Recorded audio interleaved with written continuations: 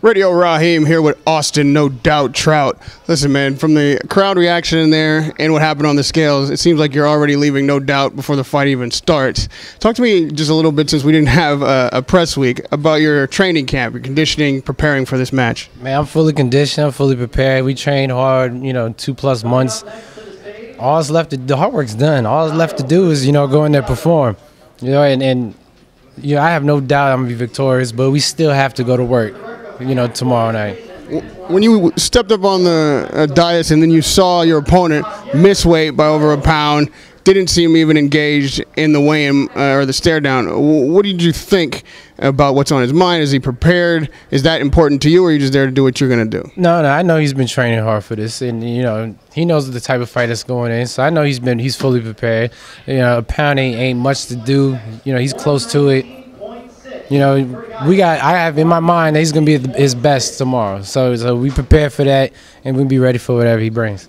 You've spoken candidly in the past about the trajectory of your career. When you fought Canelo, you say, we lose this one, we don't want to have to go back and start over. You ultimately did have to go back and start over, and you've climbed your way up now. You've won your last 3 fights. It's Fox Sports 1. People are starting to pay attention again, and the division that you're in is just once again impacted.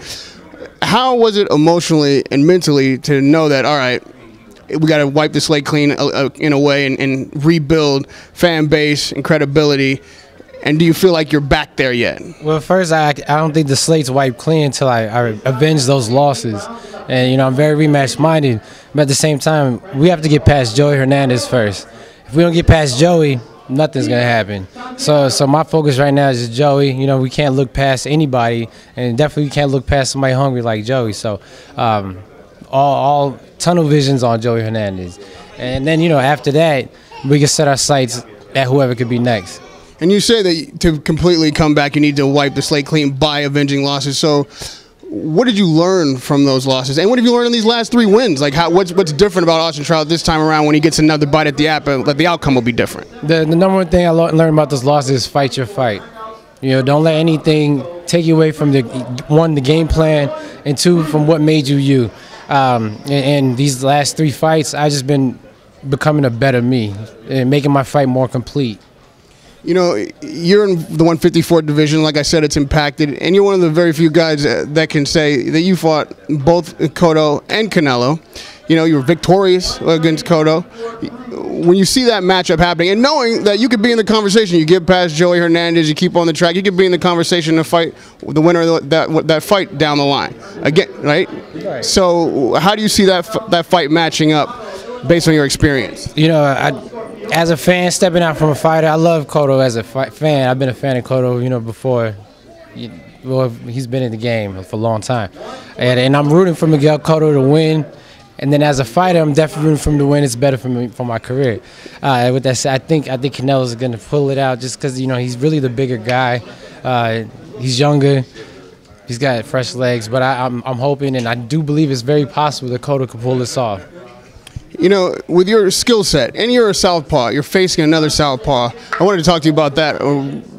That's an unusual thing, too, 2 Southpaws facing off. Strategically, do you feel like that poses a challenge for you? Have you been working in the gym to adjust to that kind of awkward fight? We've been working in the gym against other Southpaws, but no one wants to fight a Southpaw, not even a Southpaw. And so, it does bring its own challenges. But, we've been working on just becoming complete and sparring a lot of Southpaws. It's gone to the point where fighting a right-hander, I'm like, wait a minute, feet out here, okay, I got it. So, I've gotten used to it in a sense during camp. And lastly, Austin, people call you a slick fighter. That's kind of one of the ways that you're described. But up there at the 160 weight division, there's a lot of heavy punchers that may be able to be outboxed by a slick fighter. Are you at all considering, especially with these new catch weights and people willing to make these, are you willing to fight guys heavier than you? Do you think there's a path for you there? Wait, I'm a big junior middleweight, and I feel like I can transition to the middleweights, with fairly ease. I still can make 54 though. So while I can make it, I have goals that I want to achieve first at 154. Now if the right fight presents itself, I would be more than happy to oblige in the middleweight division. Well, Austin, we look forward, man, to seeing you tomorrow. It's always a pleasure to talk to you. Radio Raheem with no doubt, Austin Trout.